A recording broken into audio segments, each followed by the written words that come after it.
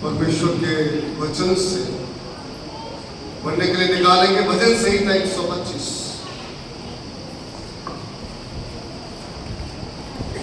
और उसका पहला और दूसरा पद।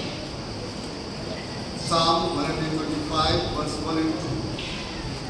भजन संहिता 125 पहला और दूसरा पद।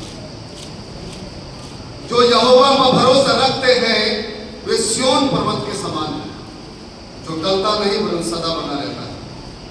जिस प्रकार यरूशलेम के चारों ओर पहाड़ है, उसी प्रकार यहोवा अपनी प्रजा के चारों ओर अब से लेकर सर्वदा तक बना रहेगा। आइए प्रार्थना। हमारे जीवित महान सामर्थ्य परमेश्वर बड़ी नम्रता और दीनता विश्वास के साथ आपके चरणों पर आते हैं। प्रभु जब धन्यवाद देते जीवन की तमाम उत्तम आशीषों के लिए, आज के इस पवित्र विश्राम दिवस के लिए धन्यवाद देते हैं। तेरे पवित्र हैकल सेना चर्च कैथोलिक के लिए धन्यवाद देते हैं। तेरे पवित्र और तुझसे प्यार करने वाले परमेश्वर, तेरे बच्चों के लिए, तेरे परिवारों के लिए जो तुझसे प्यार करते धन्यवाद देते हैं। अपने अजीज तमाम ग्रामीण क्षेत्र के आए तेरे विश्वासियों के लिए धन्यवाद देते हैं। तेरे पवित्र कलीसिया के जो शहर में या शहर से बाहर रहते हैं सब के लिए धन्यवाद देते हैं। तेरे दास के लिए धन्यवाद देते हैं जिनकी मिनिस्ट्री सेवकाई प्रभु जी बहुत वर्षों से इस क्षेत्र में और तेरी सहका में रही है। प्रभु उनकी पत्नी के लिए, उनके अजीजों के लिए और तमाम प्रभु सेवाओं के लिए हृदय से धन्यवाद देते हैं। प्रभु चाहते हैं जबकि आपके वचनों को सीखना चाहते हैं और प्रार्थना का दान हम सबको दे। प्रभु हम घटे आप बड़े, आपको महिमा मिले। हर एक को प्रभु अपनी आत्मा की सामर्थ्य से भरपूरी दे। हर एक की इच्छाओं को प्रभु आशीषित कर। हर एक को प्रभु अपने सेवा के लिए इस्तेमाल कर। मैं नहीं प्रभु आप मेरे बोलने वाले हो, अपने शब्द भंडार में मार्गदर्शन दे ताकि हम आपके वचनों को यीशु मसीह में होकर सीख सकें और अपने जीवन में दूसरों के लिए आदर्श, एक नमूना और प्रभु अपने जीवन के कार्यों से आपको महिमा दे सकें। हर एक के साथ होना सबको आशीष दे, यीशु मसीह के नाम से मांगते हैं। सबसे पहले मैं परमेश्वर पिता को धन्यवाद देता हूँ और इसके बाद पादी साहब को धन्यवाद देता हूँ, कमेटी के तमाम सदस्यों को धन्यवाद देता हूँ और पूरी कलीसिया को, जितने भी हमारे यहाँ बहन, बेटे, बेटियाँ, भाई, बुजुर्ग, जवान हैं, सबको मैं हृदय से धन्यवाद देता हूँ। हम कोई अलग नहीं, हम भी इंसान हैं। बस अंतर इतना है कि परमेश्वर ने हम सबको इस योग्य बनाया कि हम उसके वचन को आपस में बांटें और उन सेवाओं को, संस्कारिक सेवाओं को अधिकार के साथ जो प्रभु देता है कर सकते। पादी साहब ने स्वागत किया, मेरे बारे में बताया, मैं आपको धन्यवाद देता हूँ। मैं एक छोटा सा सेवक हूँ और पादी साहब ने कहा कि अपने बारे में थोड़ा सा बताएंगे।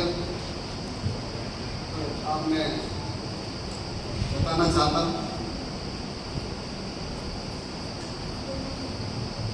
मैं एवेंजलिस्ट रहा, प्रचारक रहा, स्कूल का हेडमास्टर रहा, अकेले में 70 बच्चों को पढ़ाया। फिर मैं प्रीस्ट की ट्रेनिंग में गया और प्रीस्ट की ट्रेनिंग से निकल के मैं कानपुर में मेरा अपॉइंटमेंट हुआ और पादी साहब ने सही कहा कि मैं उनके यहाँ विजिट करने जाता था। नवाबगंज में आप रहते थे, आपकी मम्मी स्टाफ नर्स रही ESI हॉस्पिटल में, डिस्पेंसरी में, आपके पापा साथ में हैं, आप एक अच्छे होटल में, रेस्टोरेंट होटल में एक अच्छे पोस्ट से रिटायर हुए और आपकी मम्मी ने एक दर्शन देखा, उस दर्शन को प्रभु ने आशीषित किया और इसके बाद मैं 2 वर्ष कानपुर में रहा और वहीं से मेरा डीकन ऑर्डिनेशन, डीकन जो प्रेस्बिटर से पहले होता है, 2 अभिषेक होते हैं हम पासवानों के, पादरियों के। पहला डीकन कहा जाता है और डीकन का होता सहायक, सेवा करने वाला, एक दूसरे के साथ सहायता करना, चर्च में सहायता करना। जिस प्रकार से प्रेरितों के काम की पुस्तक में है, जो 7 डीकन चुने गए, सेवक चुने गए, तो वो डीकन का ऑर्डिनेशन फर्स्ट होता है और सेकंड जो दूसरा ऑर्डिनेशन प्रेस्बिटर का या प्रीस्ट का होता है जिनको संस्कार के अधिकार लाइसेंस दिया जाता है, जिससे उन संस्कारों को पूरा करते हैं, जैसे शादी देना, बपतिस्मा देना, दफन देना और सारी ब्लेसिंग्स देना, सबके लिए अधिकार दिया जाता है। इसके बाद मैं जय में आया, मेरा ट्रांसफर जय हुआ। मेरठ के पास एक जय है मिशन, जय मिशन कहलाता है, बहुत पुराना सेंटर है, 1912 का सेंटर है और मैं वहाँ करीब 7.5 पौने 8 साल वहाँ रहा। और वहाँ से यानी सन 1999 में जय आया। 97 में कानपुर में था, 99 जनवरी 4 99 में मैं जय आया और वहाँ मैं एज मैनेजर एडीडी स्कूल का, जो जूनियर स्कूल गर्ल्स स्कूल, उसका मैनेजर रहा और चर्च को देखा, हॉस्टल को देखा और वहाँ करीब पौने 8 साल सेवा दी। फिर मैं मेरठ रहा 2 साल और मेरठ में के बाद मुझे गाजियाबाद भेजा, जहाँ मैं 8 साल रहा। बड़ा गाजियाबाद का भी बड़ा असाइनमेंट जो बिशप साहब ने दिया, बिशप कटिंग और बिशप, उन्होंने कहा कि हाँ मैं आपको बहुत कठिन असाइनमेंट देता हूँ, एक ऐसी सेवा जो आपको करनी है। और वहाँ मैं 8 साल रहा। इसके बाद मैनपुरी ट्रांसफर हुआ, मैनपुरी 3.5 साल रहा और बहुत सी परिस्थितियाँ बीच में आई, लेकिन परमेश्वर ने अपने अनुग्रह से, दया से हमको नई जिंदगी परमेश्वर ने प्रदान की। और यही जो कलाम पढ़ा गया है, परमेश्वर के नाम में जो रहता है, परमेश्वर का बाड़ा उसकी ओर लगा रहता है, उसकी निगाहें, उसकी आंखें उसकी तरफ लगी रहती है।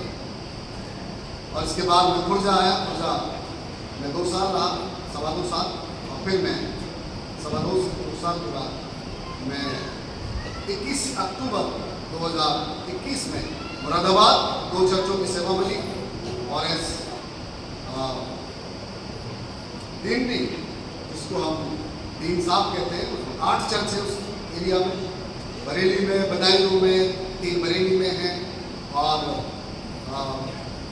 3 हमारे मुरादाबाद में है, उमेदपुर है, हथवाड़ा है, सब मिलाकर वो स्कूल है। अभी वर्तमान में मैं Saint Thomas Girls Inter College का मैनेजर हूँ, तो 2008 से एज ए मैनेजर मैं उसको देख रहा हूँ और प्रभु ने बहुत आशीषें दी है।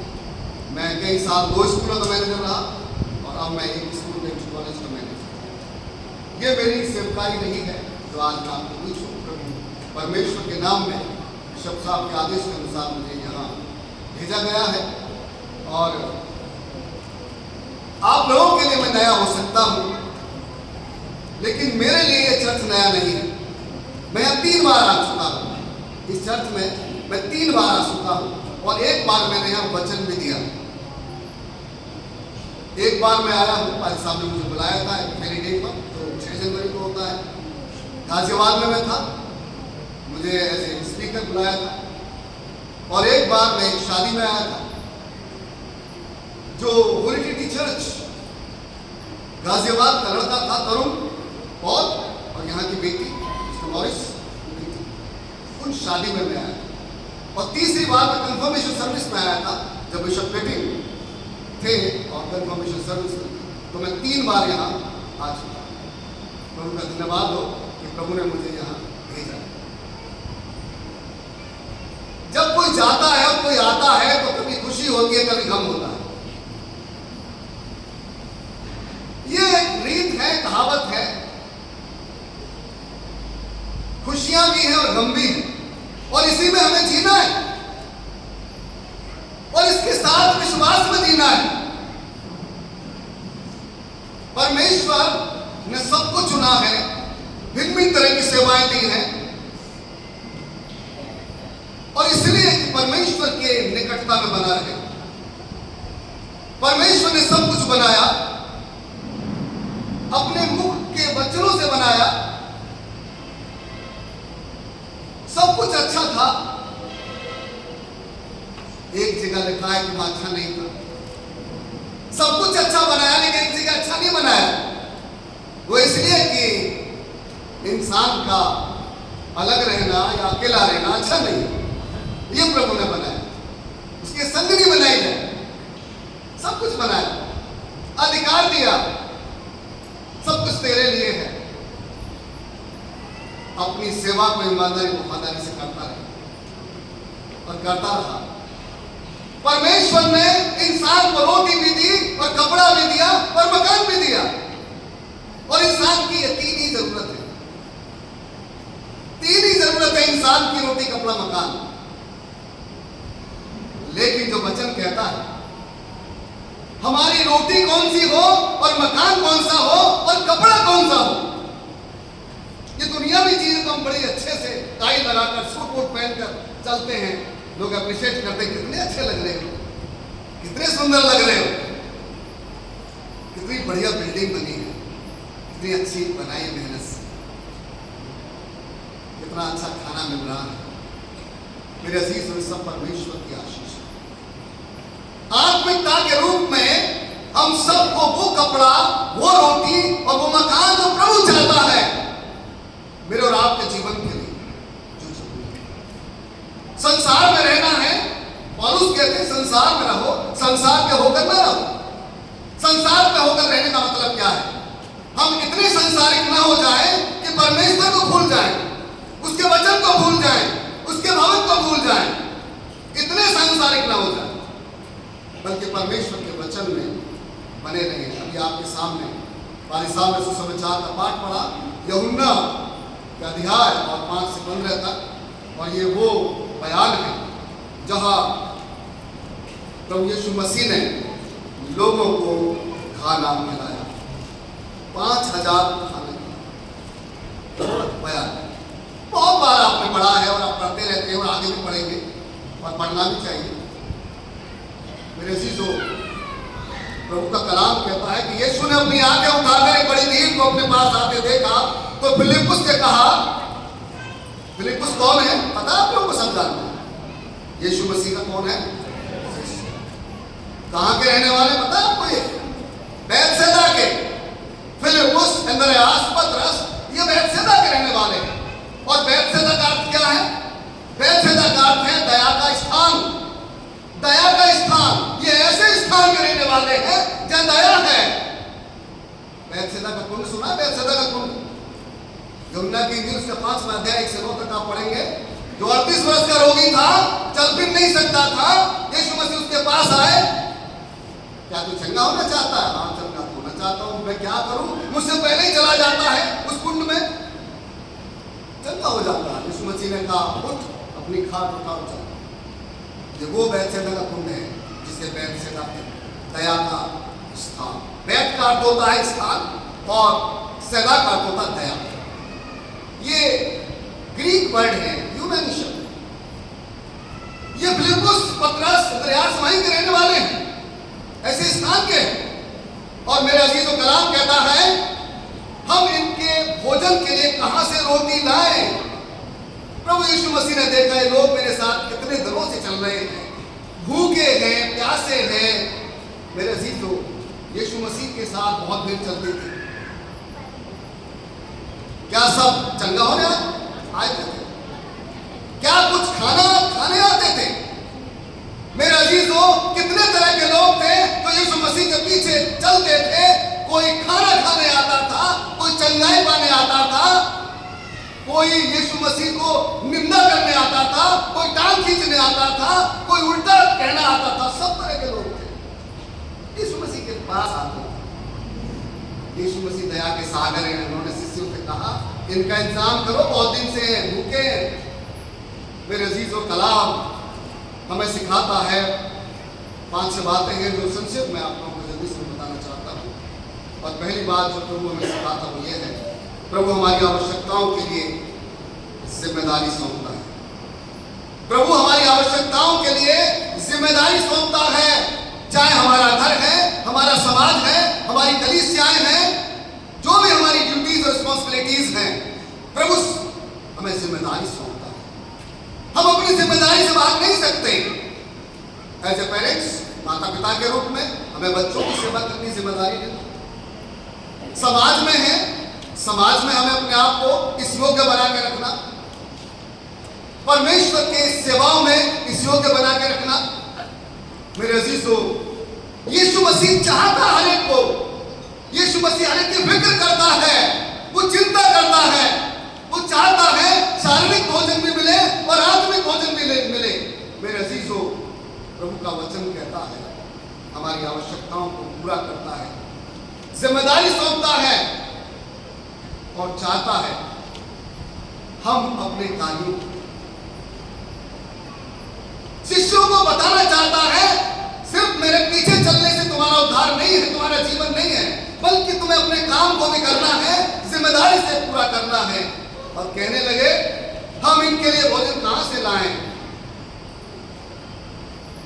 200 दिनार की रोटी भी इनके लिए पूरी नहीं होगी। फिक्रमंद है, परेशान है। हम भी कभी कभी परेशान होते हैं, परिवार में भी परेशानी होती है, समाज में परेशानी होती है। ये ऐसा कैसे करेंगे? कैसे हो सकता है? इट इज पॉसिबल और नॉट पॉसिबल? ये आवश्यक है, संभव है या नहीं है? मेरे अजीजों, प्रभु यही सिखाना चाहते हैं।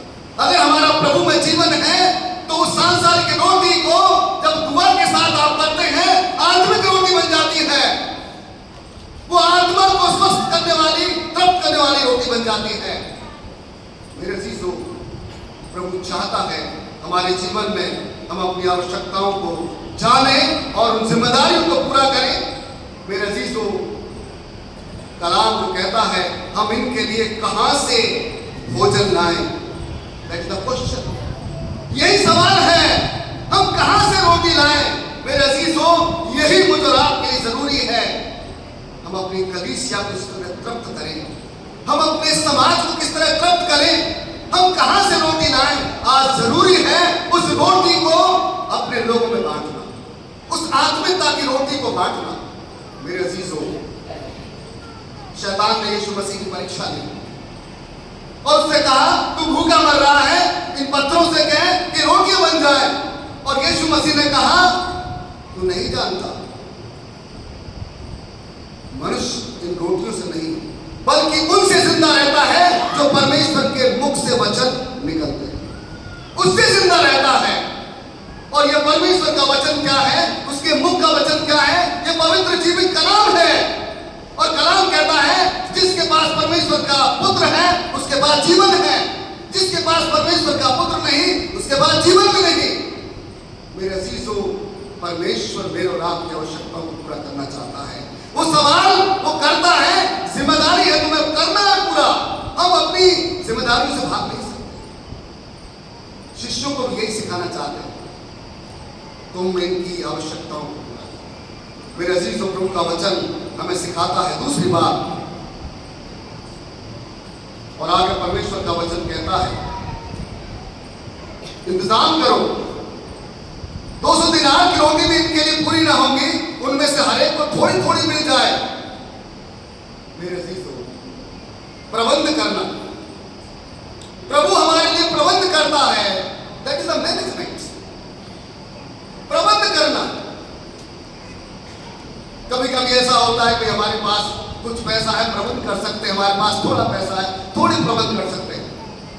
मेरे अजीजों, परमेश्वर चाहता है हमारे जीवन में वो प्रबंध बना रहे। एक दूसरे की जरूरतें तभी पूरी होती हैं जब प्रबंध अच्छा है। डिसीजंस तभी फ्रूटफुल होते हैं जब प्रबंध अच्छा है। अगर मैनेजमेंट में सब इधर उधर खींचते रहेंगे तो कोई डिसीजन निकल कर नहीं आता। प्रबंध अच्छा है, और यही मेरे अजीजों प्रभु यीशु मसीह सिखाना चाहते हैं, प्रबंध करना, कल की चिंता नहीं करना हमें सिखाता है। तीसरी बात जो प्रभु हमें सिखाता है, देना सिखाता है। देना हम सब देते हैं, सिर्फ धन देना नहीं है, बल्कि प्रभु चाहता है मन को देना, दिलों को देना, अपने स्वभाव को, अपने विचारों को प्रभु को समर्पित करना। मेरे अजीजों, परमेश्वर किसी के धन का भूखा नहीं, परमेश्वर किसी की संपत्ति का भूखा नहीं, परमेश्वर तो मन का भूखा है। कलाम कहता है कि सोने और चांदी की परख तो हो सकती है और सुनार करते हैं, लेकिन परमेश्वर मेरे और आपके हृदय की जांच करता है, मन की जांच करता है। प्रभु चाहता है हमारे मन की जांच में हम खरे पाए जाए, हमारे मनों में उथल पुथल ना हो, हमारे मनों में एक विचार हो, सत्य विचार हो, पवित्र पवित्रता का विचार हो, शुद्धता का विचार हो, और तभी हम परमेश्वर की सेवाओं को पूरा कर सकते। जब हमारे मन बदलते हैं, हम चर्च में बैठे हैं और मन हमारा अमेरिका है, हम चर्च में बैठे हैं जाके कौन सी सब्जी बनानी है, हम चर्च में बैठे हैं रिश्तेदार आ रहे होंगे, हम चर्च में बैठे हैं हमें बाजार जाना है, हमें ये करना है, हमें वो करना है, दिमाग में ये सब घूमता है। मेरे अजीजों, चर्च नहीं, प्रभु के भवन में है, प्रभु के भवन में ही रहना है। यही मेरे अजीजों प्रभु का वचन हमें सिखाता है। प्रबंध करना, देना, हमें प्रभु को देना, अपने मन को देना। लोग समर्पण करते थे, मन्नतें मांग कर आते थे। मेरे अजीजों, परमेश्वर का वचन कहता है अगर तू मन्नतें मांगे तो तू पूरी करना। अर्थात अगर तेरी मन्नत है कि तेरे भवन में आए तो आना। जरूरी नहीं है कि तू धन ही चढ़ाना, बल्कि अपने मन से आना, अपने मन को समर्पित करना। मेरे अजीजों, भोजन का प्रबंध प्रभु यीशु मसीह ने कर दिया। वहां एक लड़का था जिसके पास 5 रोटी 2 मछली थे। सोच नहीं सकते थे कि ऐसा भी हो सकता है, क्योंकि शिष्य खुद कंफ्यूज हो रहे थे, हम कहां से लाए। लेकिन परमेश्वर अपने पुत्र के द्वारा अपनी योजना को पूरी करता है, प्रबंध करता है और देता है। मेरे अजीजों, 5 रोटी और 2 मछली लाई, दुआ की गई, बांटा गया।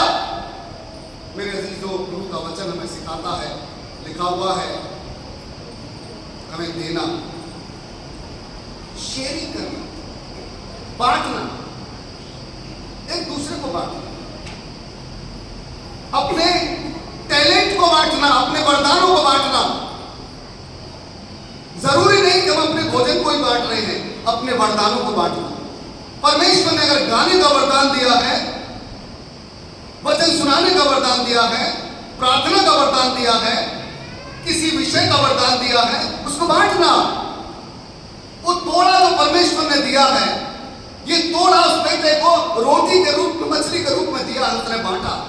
शेयरिंग करना, बांटना। मेरे चीजों, ये प्रभु यीशु मसीह उन लोगों को भी सिखा रहे हैं और शिष्यों को भी सिखा रहे हैं। शेयरिंग करना, एक दूसरे के साथ बांटना।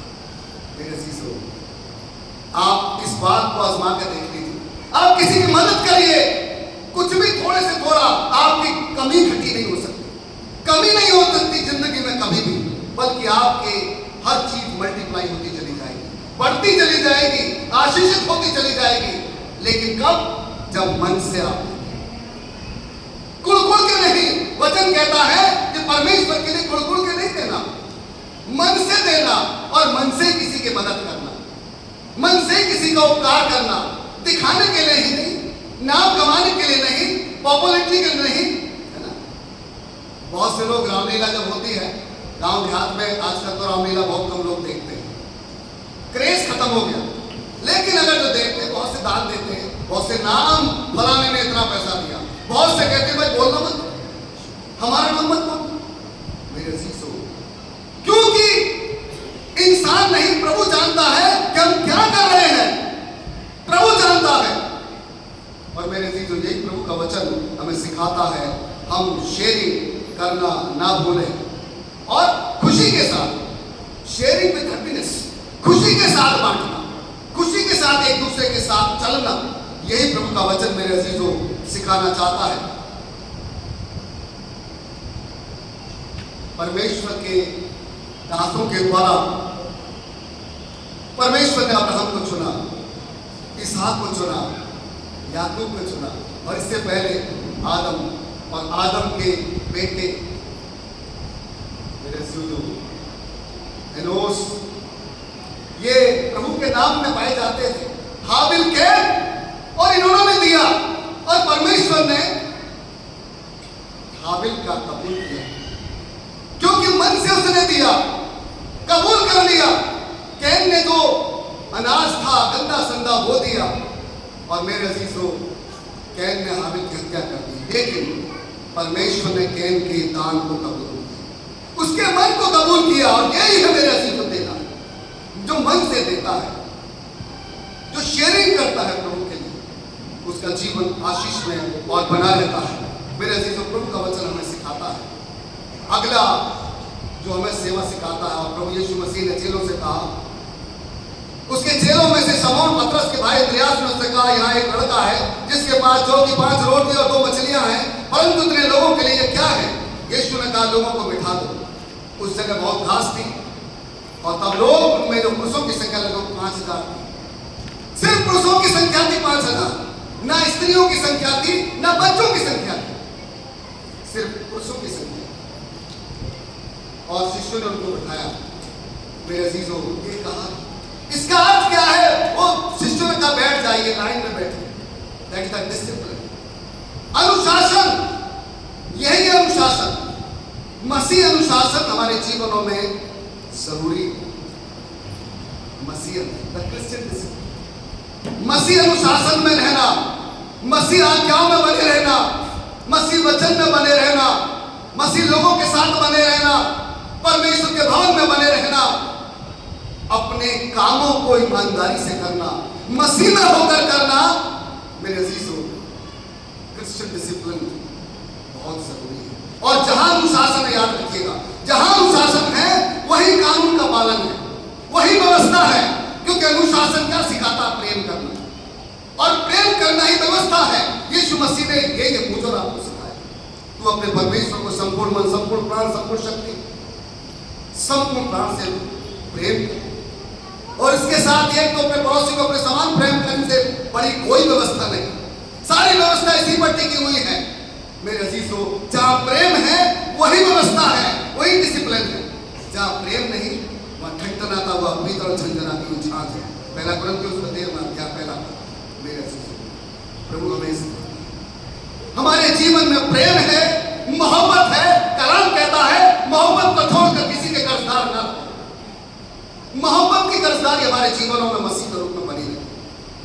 मेरे अजीजों, आज मेरे राम के लिए जीवन को चाहता है डिसिप्लिन, हम सबको अनुशासित रूप में बने। अनुशासन सिर्फ 1 साल के लिए नहीं होता। हमने सारे चीजों को, फॉर्मेलिटीज को पूरा कर दिया 1 साल तक, इसके बाद हम फिर जहां तक वहीं पहुंच गए। अनुशासन बद रहे। और जो अनुशासित होते हैं उनके जीवन बहुत तरक्की करते हैं, उन्नति करते हैं, उनका जीवन बदल जाता है, उनके बच्चे तरक्की करते हैं, उनका परिवार तरक्की करता है, क्योंकि वो अनुशासित यानी मसीह प्रेम में बने रहे। कलाम हमें सिखाता है, हमें मसीह प्रेम में बने रहना है, अनुशासित रूप से हमें अपने जीवन को करना है। प्रभु हमें सिखाता है।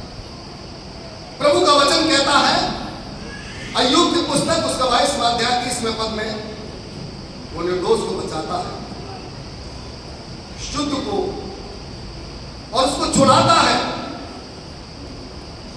प्रभु का वचन कहता है, निर्दोष को बचाता है और छुड़ाता है, उसके जीवन को बदल देता है। जिसके अंदर शुद्धता है, जिसके अंदर अशुद्धता नहीं है, यानी शुद्धता। कलाम कहता है, अशुद्धता का शुद्धता के साथ कोई मेल नहीं है, पवित्रता का पवित्रता के साथ कोई मेल नहीं है। प्रभु चाहता हमारा जीवन पवित्र, शुद्धता, प्रभु को भाने वाला हो, इंसान को भाने वाला नहीं। इंसान तो बहुत कुछ चाहता है, परमेश्वर को भाने वाला। मेरे अजीजों, कलाम हमें सिखाता है, प्रभु हमें सिखाता है। और यीशु मसीह ने रोटी और मछली को लिया और प्रभु को धन्यवाद करके उनसे कहा, बांट। प्रार्थना करना सिखाता है, और प्रार्थना that is the must thing.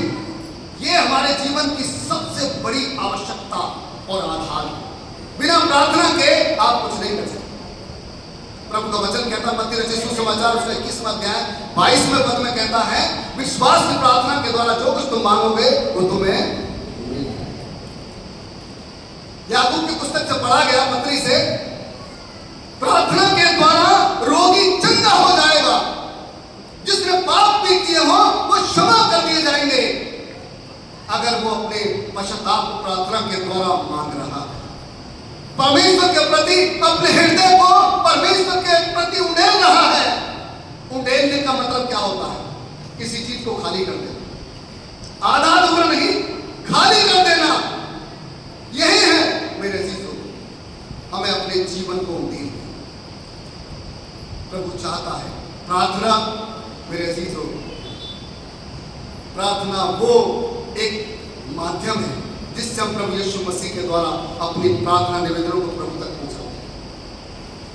और कैसे हमारी प्रार्थना सुनी जाती है, कैसे प्रभु हमको देखता है, मैं आपको इसको प्रैक्टिकल बताता हूं।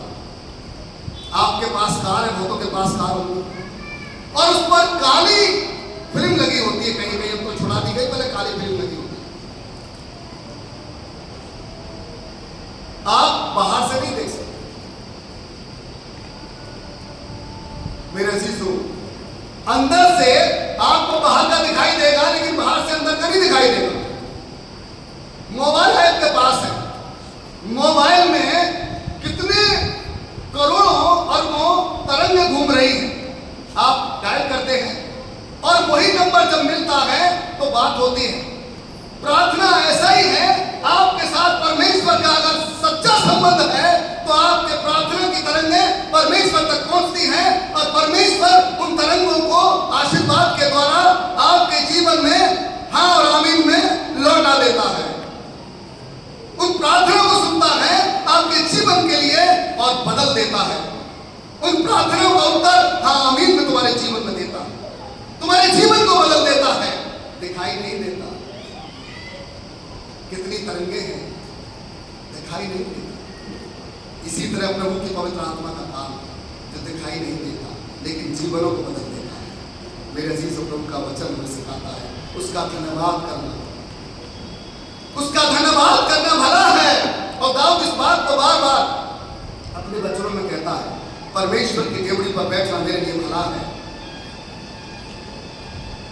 धन्य परमेश्वर जो हमें रोज प्रतिदिन उठाता है, जो हमारी आवाजों को सुनता है।